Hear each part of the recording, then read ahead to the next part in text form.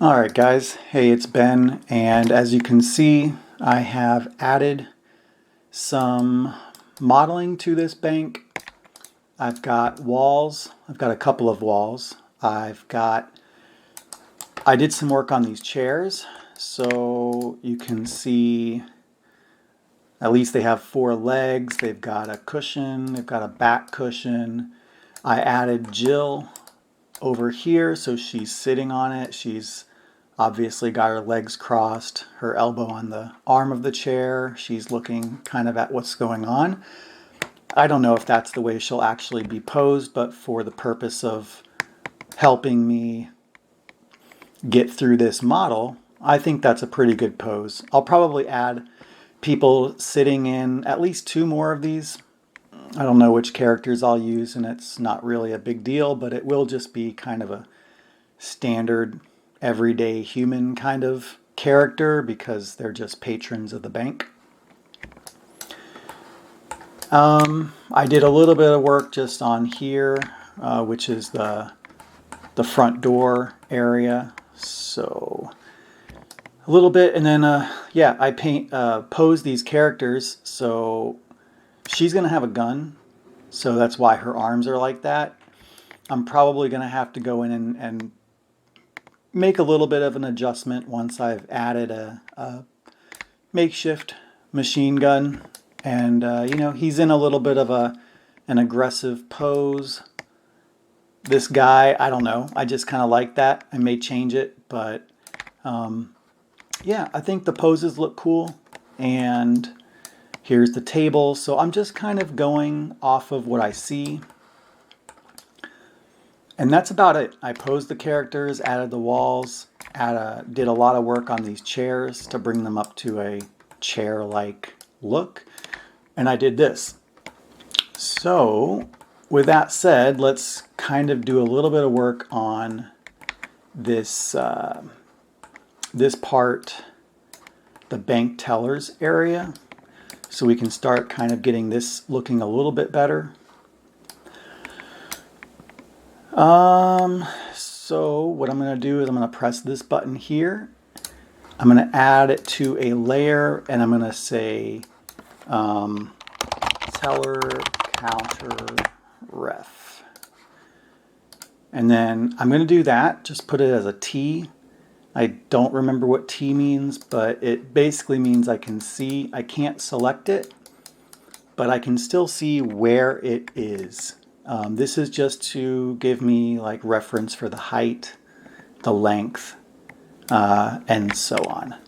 So let's see, kind of keeping in mind the size and how a person may fit into this. Let's just go ahead again and start with a cube. And I'm going to bring it over here, make the cube bigger, make it taller. Holding D as in delta and V to snap it to this vertex, and then just constraining it to the Y or the up and down. I'm going to use C middle mouse and snap it to the floor so it's about this tall. Now you can see down here the keyboard is lower, it's on the ground, so I may very well change this later. Let's just see, F to frame it to here. I don't know. I think for right now, actually, that's going to work pretty well because it does come up higher than the keyboard. So let's see. Let's bring it up here. I do think it's a little bit longer.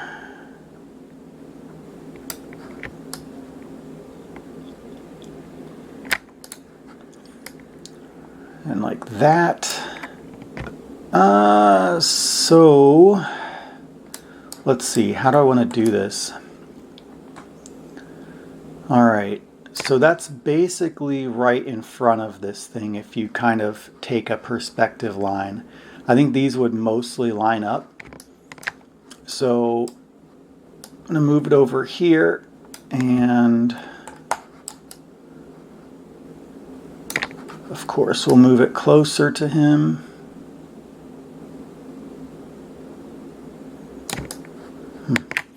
Okay, we'll Control D, move it over here. Let's say, we can always change this later. I think about here is probably pretty good.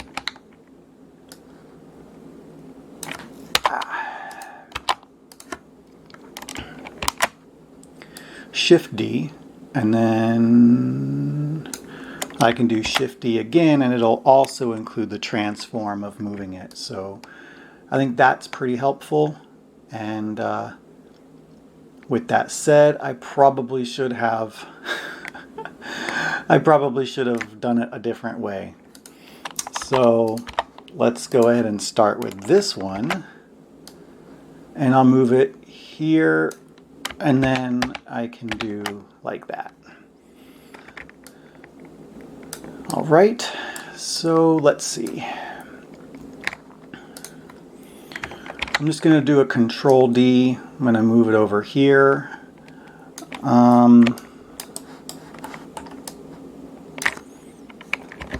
Hold D, do V, and snap it to the corner.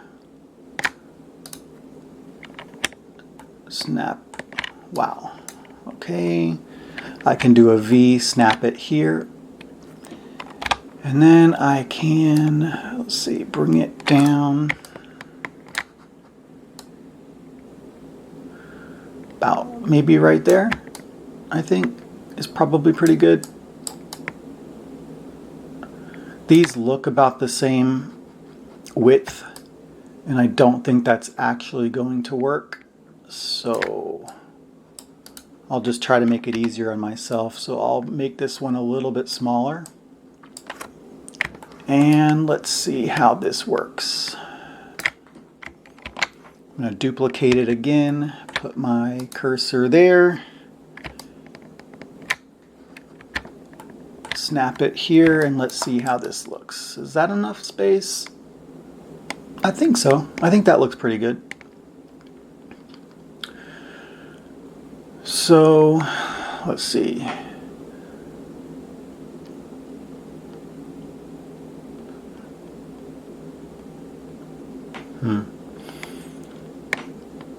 All right, so let's go ahead and fill in the gaps here. Maybe down to about here, I guess. It's probably pretty good. I was gonna make this one, and this one all like one piece, but there's really no point in doing that. So let's constrain it and snap it here. Let's constrain this one and snap it here. And then we've basically got this.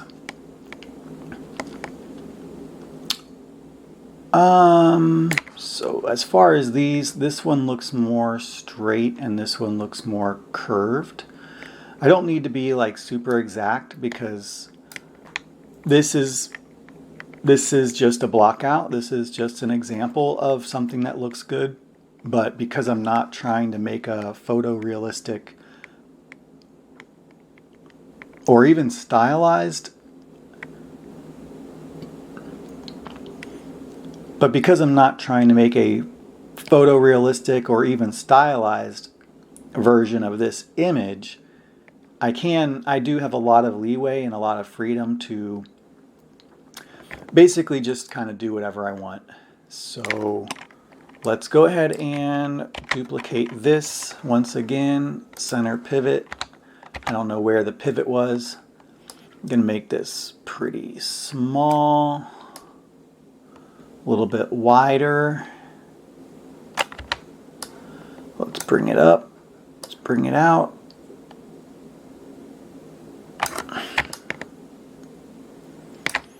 And it is in the middle, so it should, and it can go inside, and it's not a big deal. Again, this is just a reference. This isn't, something that has to be exactly correct, because after all, I am going to draw it.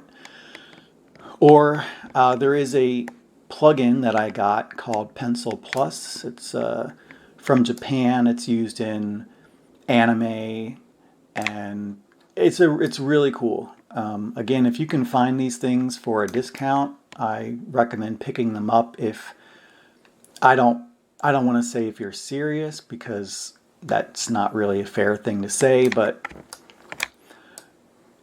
a lot of these tools can help a lot.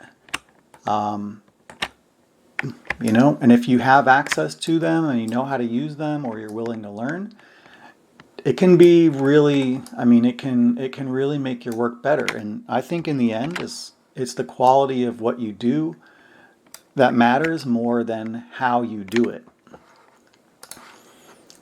So I just split this into equal thirds, and I'm going to push this out a little bit. And then I have this one. I'm sure eventually I will share my shelf, these ones up here. But like any other program, you're basically going to find what works for you, and but it's a pretty good place to start. There are some shortcuts up there that I find to be really helpful. So I think that's pretty good.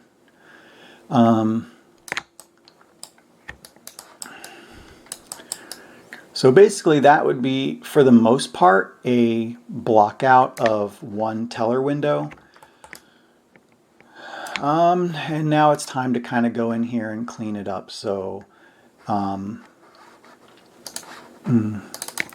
like to rename these teller column. 1, 2, 3, 4, 5. I'm going to call it 05 because, quite frankly, I like to go from left to right. I just happen to start from the other direction. 04.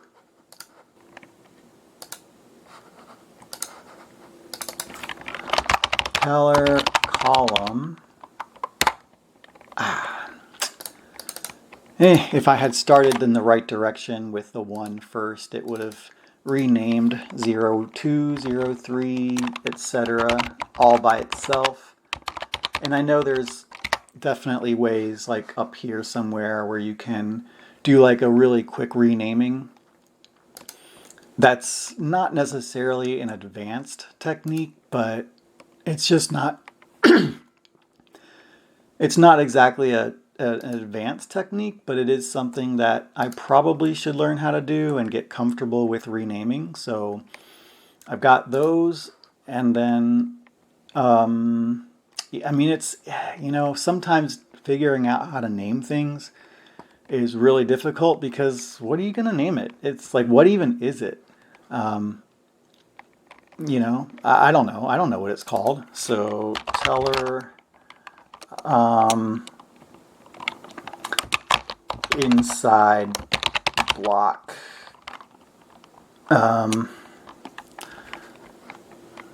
1, 2, 3, 4.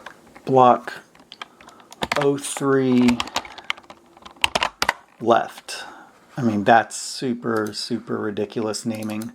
Teller inside block 03 right.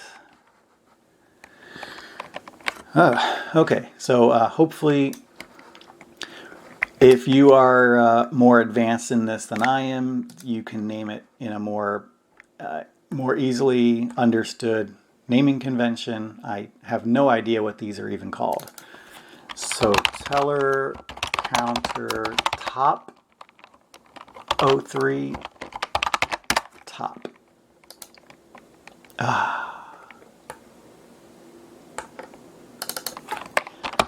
Teller inside block 03 middle. See, this is really ridiculous, but in the end, it doesn't really matter what you name it. If you're not sharing it with any other artists, you can basically leave it as cubes and cylinders and a bunch of random basic names that Maya provides you. I definitely don't recommend that. I don't like doing it, even if I'm not letting anybody else see it. I just think trying to be clean about it, or at least somewhat organized, just makes life so much easier, and that's just the way my brain works. So no matter what I call it, I do try to be consistent and create folders and groups, and that's the way it works for me, and I recommend it. But again, if this is just your own thing, you can do it however you want. Teller, counter, top 03, bottom. So let's see. I can get all of these. I can group them, and I can call it teller counter 03 GRP. All right, center the pivot and copy it.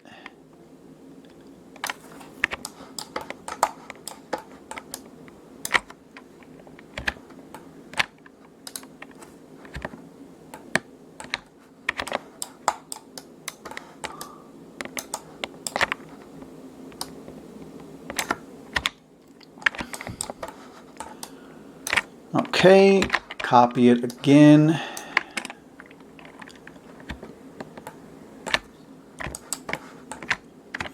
Copy it again, and again, I'm just holding the V middle mouse button with the constraint on in this direction, so it snaps to this vertex. And so there we go. I basically have a block out of the teller window. So there we go. And now I can take this, right click, delete layer. I don't need that anymore. That was just the layer, that wasn't the actual object. All right, so just to kind of make things a little bit easier, I'm going to right click, I'm going to do assign new material. No, I'm not. I'm going to do add favorite, Lambert. Let's get rid of the history and go to here. I'm going to make it just kind of a darker gray, and I'm going to call this Greystone, Castle of Greystone, right? Isn't that what it's called? Power of Grayskull. Oh, no, I was way off. All right, so anyway, we can come down here, and now I can do Greystone, and then I'll be able to hit G, which is redo. And now I've got a basic block out of this.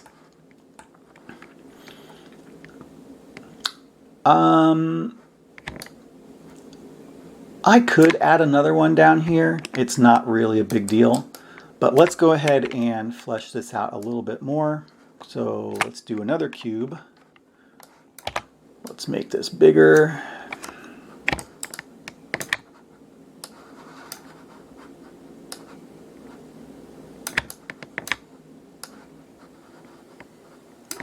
Maybe it is pretty thick. Maybe not quite so thick, but pretty good.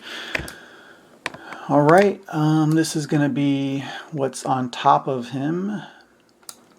It's not actually that tall. Comes out maybe a little bit further than here, I'm going to say, guessing. I'm going to do the space bar.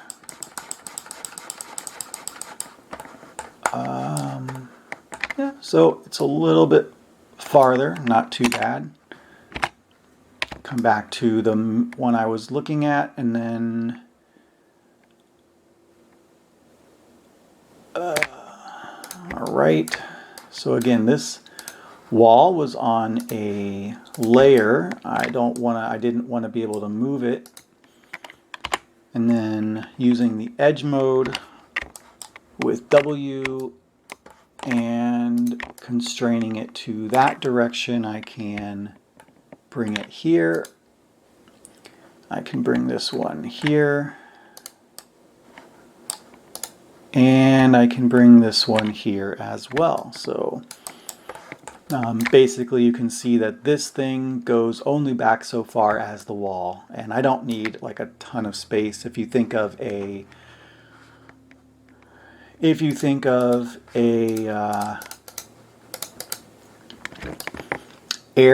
airline counter, it kind of looks like that, where you'd be buying the tickets or checking in your luggage. It seems like it's about that as far as I can tell.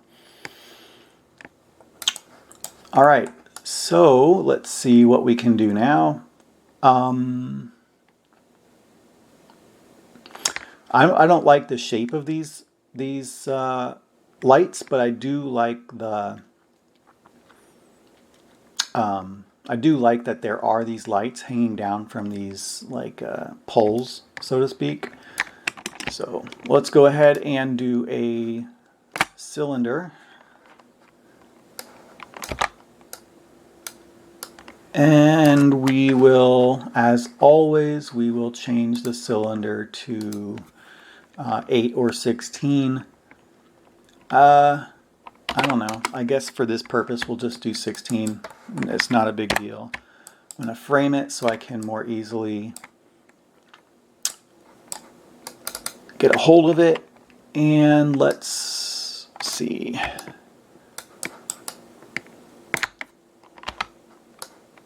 Oops.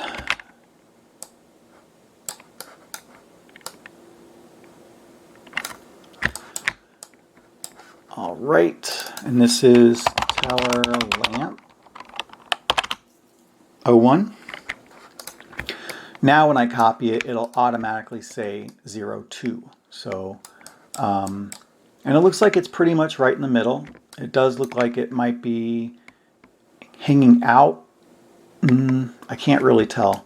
So we'll just go with what feels correct or feels good. And let's see how high. It would be a little bit higher than his head. Not a lot though. I would imagine he doesn't want to hit it when he stands up straight. So yeah, I'd say about there is pretty good. And we'll say right here is good as well. So let's see. It would be in the middle of here.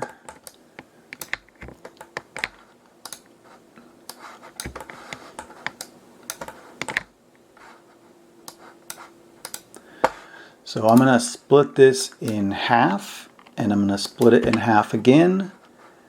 And this way I can put this in the middle, and I'll move it there.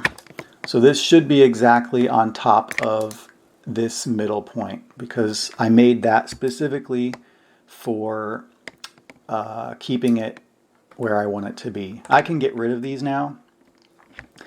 I was just using it. So this is called Teller Lamp 01. I copy it and it automatically renames it Teller Lamp 02. So again, because I didn't do this beforehand, you know, kind of have to do it all now. And it's no big deal. It only takes a moment, and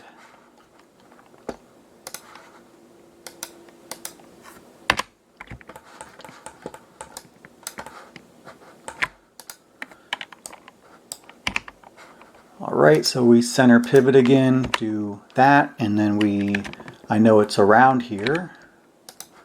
It shouldn't need to move back and forth because we already have it and we're just constraining it on that one axis, or axis, I should say. Excuse me. All right, and we know we have all these already, so let's find the midpoint, copy it again, and there we go. So we've got these lights.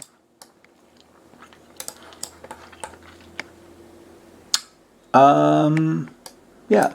So, yeah, I mean, that's basically just doing a little bit more modeling, bringing this together more. Let me call this Teller ceiling. And, but yeah, so this is how it's coming together. This is how I'm modeling the block out. So I'm going to wrap it up for here. Thank you for checking it out. When I come back to this model in the next video, whenever that is, I'll probably be a little bit farther along than I was at this point too. So it's not a tutorial, it's just recording as much of my process as I can. Thank you guys so much for watching. If you like this video, please give it a thumbs up. If you want to support me and or the Stupid Girl Comic, please subscribe to the channel. Comments are always welcome. I really appreciate them, good or bad. It helps me improve my channel and make sure I'm giving you guys content that is relevant and at least somewhat entertaining. So I'm out. I'll catch you next time. Thanks a lot.